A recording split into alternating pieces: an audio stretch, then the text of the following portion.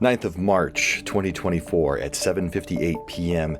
in Homestead, Wisconsin, United States of America. This is, once again, our cosmic journey.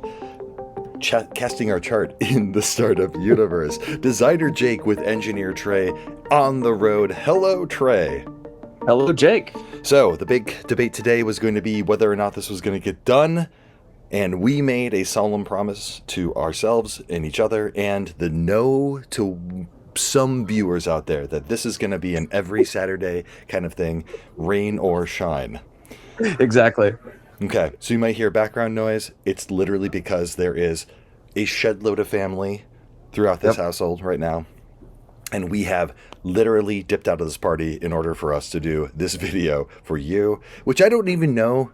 I don't know, maybe you do get value out of it. We do. This one is going to be, this episode's called The One That Is Really Quick. There's a hello. There is a check-in from me. This is going to be the most uninspiring check-in question you've ever heard in your life. And then we're going to do 2 demos. And actually, now that I look at this, I see that this needs to go down a little bit. Yeah, look at that. See, we're doing it live. Watching it real time, folks. Doing it live. And then I'll do a very quick design demo of where we ended up, which is ring cards, and an engineering demo, which is going to be the start of the chart. And we're on the road right now because you might remember a couple episodes ago, we talked about how my father had passed on. This was the celebration of life that we did here. And it was very touching and beautiful and fulfilling.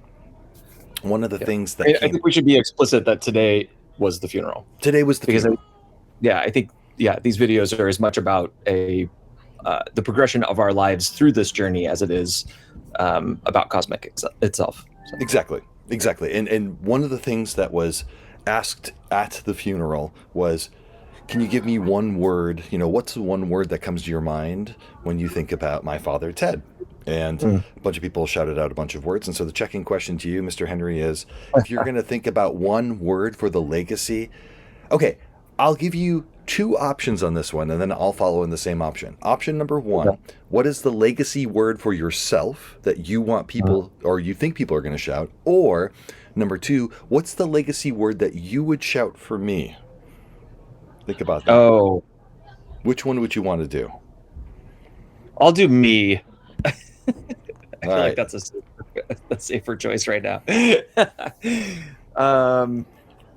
Yeah, that's a good question. I feel like in the same way that for Ted it was somebody said he was a collector, which was a very sort of polite way of saying that he might have been on the border of hoarding.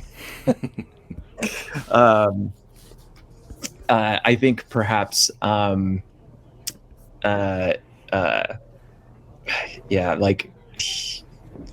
something that's slightly nicer than nerdy, like, Nice. Oh, he was impassioned. Erudite. He was an impassioned erudite. Yeah. Yeah, exactly. Which then everybody would laugh and just say, like, yeah, he was a stupid nerd. He was a stupid nerd. For me, I think the word that came to my mind that I would want people to say, by the way, just want to note, I got a new designer. Jake's got a new design sweatshirt that says design every day. Thank you to cool. my team at HelloFresh for giving me that. I love it. I think the word that I think people would say for me is tornado. And tornado is about a state of energy. It is about a state of flux. It is about a state of change. It was always like, and also literally as a human being, when I walk through rooms, there's just a wreckage that is behind me. That also happens. I will tell you. You are a force. Yeah. A friend of mine gave me a gift, another gift for a going away present, and it was, no joke, 7 AirTags, of which I don't think I have 7 things to put AirTags in, but this person knew me and knew that what a wreck I am as a person. 4 of those AirTags are being used right now. 1 in a bag that was actually lost in Amsterdam that made it to Chicago. Really? And so, you know, there's a tornado, but obviously it's a tornado that's tracked. It's a tracking tornado. Tracking tornado. Tracking tornado. Yeah, I like that. All right, good so Erudite, impassioned erudite, and tornado. Yeah. Let's talk a little bit about the um, some of the demos we're going to show today. So, from a design perspective, yes, I've been working on the object map, and yes, I've been getting a lot of that stuff done. But the thing that I'm most excited about is I have to hide this. The thing I'm most excited about is, in fact, some work that we are doing around the states of what we're calling the ring cards. So, what is the I'm just going. This is my mobile setup. I'm doing new setup here, so I'm sorry. I had to stall for a little bit. So, what does the ring look like from a very OOUX perspective when you've got multiple rings in a chart and what those things might look like? This might be a little bit hard to read, and that's okay. Oops, especially hard to read when I do that. There we go. This is the Astro Conditions ring. So, if I go back to Obsidian for a second. And we've seen that, so we'll minimize that. If I go to this, can you see it here? Astro Conditions ring, which derives from this ring base. Really what you have to do is figure out, let me close this panel as well. Really what you got to figure out here is what are all the things that go into ring? What are all the things that go into the Astro Conditions ring, whatever that is, that you would want to design on here. And so what you're seeing at the top is the type of ring, whether it's a natal, events, transits. What we're calling a here and now, which is really what the ring is at the time where you're at. And this is funny. It says here and now, but we don't know where here is. So it's actually here, but crossed out. Yeah. Here, crossed out, and now. So no location. And then anything that's green is about CTA. And so you'll see here that, and then you say, here's the number of rings, and anything that's blue is an embedded object here. So for the most part, this is all pretty standard, but you get to these weird things of like, well, what if you combine in a mathematical or a computed derived Matrix, ring type? Like, what happens here? And so if you don't think through all this stuff ahead of time, what ends up happening is, we've talked about many episodes now, you kind of staple things on top of each other, and this is us trying not to staple things on top of one another. I think one of the most exciting things about this, this is not very impressive here, but if you've got a ring type and you have a natal ring type and you decide to move time and you move by a day, what actually you go into then is a secondary progression, which then pops up a year of life thing. So we can say you moved forward by a day off of a natal chart. Actually, we're going to move forward the chart a day, which is going to be your second year of life, which means you're 1 year old, and and thereon. Oops, I went to the wrong thing. And yeah, that's really what we're talking about with the design. Anything you want to add here from a design perspective, Mr. Henry? No, I love this. I actually hadn't seen this bottom part yet, where we're talking about like encompassing the encompassing the like what happens when Sorry. It's possible that we know that you're trying to do a progressed chart, and so therefore we say like, hey, we moved it forward a day. However, it's very likely that you're doing a progressed chart, and so here's your quick path into progressed chart. Yeah, exactly. Yeah, and that's the design demo. This is going to be a quick one. I had promised Mr. Henry. Trey. It's also probably important to point out that it's been a very long day for us as well, and we are both very jet lagged.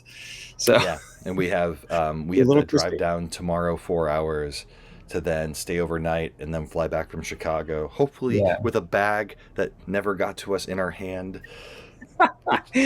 Which caused all kinds of shenanigans during this trip. We had to buy emergency clothes at Walmart. It's been fun. It's very American of us. Do you want to talk a little bit about the engineering demo that you want to do here? Yeah. I'm switching over to it now. Yeah, you can just stall for a second. I got you on solo, so you stall. I'll get your screen up here in a second.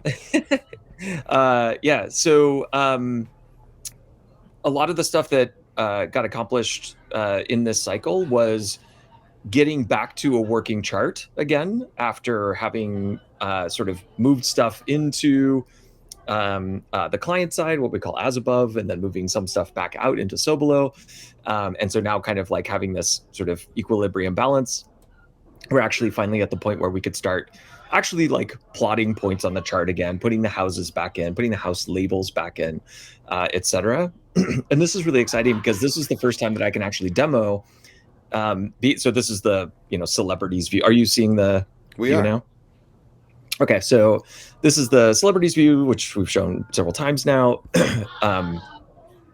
And before, when I showed this, we could click on the card and then show like a kind of chart. I think it maybe just had the houses, but it didn't really have anything else. And then we were just focusing on the chart itself. But now I can actually click on one of these and bring up a chart that is messy. Disgusting looking, but it's a little bit messy. Yeah. But this is actually accurate data. And one of the really exciting things here is that it is actually rotating to the ascendant. So you can't tell here because we're using a quadrant-based house system. I think this is, I can't remember what I actually put this. Can you show us where the ascendant would be, like generally? Oh, this is it's right here. Sorry, this is quadrant-based. Yeah. Yeah, exactly. So the thing that I can do here is if I switch over to Table Plus. We're not even going to look at this. We're not even going to zoom in on this because this has nothing to do with anything. Don't look at this. Just ignore the man behind the curtain. Yeah. So 16 is whole sign, and then we're going to drop that in here. We're not even looking at your screen at this point. I'm just here on two up view. Okay, look at my screen. Yeah, hey, look, I've got studio view. I can see your screen. Don't worry about it. I got it. Okay, cool. So now we're looking at whole sign. And as you can see, the first house cusp is a little bit off from true left here. And that's because while the ascendant isn't actually being marked yet, that is where the ascendant is. And so this is what is the reason? What is the reason that we would actually put the ascendant on whole sign houses, the ascendant at that point, as opposed to the first house cusp? Yeah, which is what we do in Urania. And it's what I think every piece of software that I've ever looked at, and even like statically rendered charts often do. And this actually came from a comment from Austin Coppock. But I think it's, once you hear it, it's like, yeah, of course that makes sense. Because even in the case of whole sign, you want to see the horizon line as it is represented in the chart, because the ascendant and descendant are literally the point at which something is rising in the east and setting in the west. And so being able to see that in the chart as a flat horizontal line, regardless of what house system you're using, just makes a ton of sense. And what almost everybody does in the whole sign house system is that they rotate it to the cusp of the first house. So you would see this line here rotated all the way over to the left. But here we're seeing Jake's ascendant, which is kind of like, I think it's like, it's fairly late in Virgo. So he's got Virgo in the first house, and his ascendant is late in Virgo here. And he's got Saturn in the North Node in here as well as one of the, something else that's in there too. I forget what it is right now. My brain is squishy. That's okay. Your brain's fine. And the reason that we don't put the reason that we're not putting the ascendant in there just yet is because Trey and I are still trying to figure out exactly where the ascendant should be. Should it be in the inside of the wheel? Should it be on the outside of the wheel? Should it change depending on whether you are... I mean, certainly the ascendant should go away, in my mind, if you are in an angular house system, because what's the point? And certainly it should come back in if you are in a non-angular house system. But, like, we just haven't really played around yet of exactly where things need to go or things should go for our first milestone, Milestone A. We're excited about it. We're still trying to figure it out. Yeah. I think we've got some good ideas. It just needs, we need a little bit more time to get more meat on the bone here. And then also, as you can see, the labels here are showing the actual positions, but they are obviously not laid out correctly.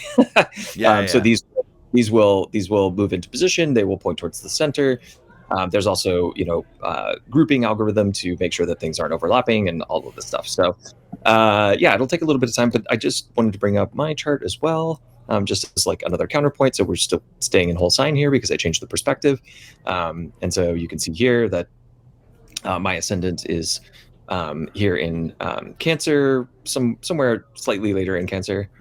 And then, and so this is my chart. And so now, we actually we're almost at the point where you can actually do some meaningful delineation of a chart in Cosmic. which is very exciting to me. And I think that's what the whole next week episode, minus our jet lag and recovering, And is everything probably else, going to be. We already have a title for that episode. I've had the artwork in the can for that episode for like 6 weeks now. I'm very excited to show you that artwork. It's going to be amazing. Yeah, It's what I live. All right. It's why I design every day. That's over here. I'm switching back to so I can see. Hey, I'm here. We're in 2 up. Oh, okay. That's Okay, what we're good, doing. good. All right, cool. Look, my production skills are flawless. Don't you worry about me. No, I'm not worried. One other exciting point before we go. Okay. I think I have set up one interview. Okay. A lot of what we have to do is keep doing research. I think we have to keep doing kind of what's called discovery research. The basis of like where our product should go and where it's going to be at. And would you say that research is design? I would say that research is design. And what do we And do would you say when that we we should research? then be designing every day? Yes, there it is. So, for those of you that weren't looking at the screen, you're doing laundry. We understand, completely understand, 100%. You didn't look at that visual joke. It wasn't even a joke. But there are 3 interviews that I'm very excited about. One is with a gentleman that has never really explored astrology, but is really big into kind of personal growth and is curious by astrology. So when you're astrology curious, what does that kind of look like for you into a journey of like what astrology can be for you? I think there's a lot of apps today, CoStar, things like that try to go into there, but I don't think they're fully successful. I think it's less about curiosity and more about kind of active curiosity. There's number 1. Number 2, I have a person that is in a throuple, and he would like to talk to me about what his throuple astrology needs might look like, which is great because That's very cool. If you remember the episode where we started talking about throuple astrology, it's up there. And third, I had a discussion with another practitioner, a doctor of psychiatry, I want to say, psychology, one of those, that is bringing in the practice. The thing that they're bringing into their practice is a lot of diagnostic tests, things like IQ tests and ADHD tests, things like that. And they are using those things not only to be a diagnostic tool on their own, but also to create conversations around those things. Because if you take an IQ test, that might be indicative of like a diagnosis for ADHD on its face. But also if you take an IQ test, that also might be indicative, for example, of your fears and doubts and feelings about your perceived inadequacies with being smart, for example. And when I brought up... And just so we're clear, IQ tests are never used for ADHD, as far as I know. Okay. Not a science podcast, do not care, but let's move on. Yeah. So when we start talking about... when I started talking to this doctor about this, one thing that I said is, we were discussing the idea, and we heard this from another practitioner, this idea of what it might be like to bring in astrology into this, not necessarily as the astrology unit being the kind of predictive force, but as a gateway into conversations around this. And this doctor said, I have clients that bring up astrology to me, and it's always been on my mind to be like, how can I engage with astrology to facilitate a conversation in this? So that's the third conversation. I'm very excited about what that. Yeah, that's really cool. I'm excited about those too. Yeah. So we did it. We got it done on a Saturday. Only a couple hours left in order for us to get it. It didn't happen European time, but that's okay. It's got to be Saturday. It's got to be done whenever Saturday we're here.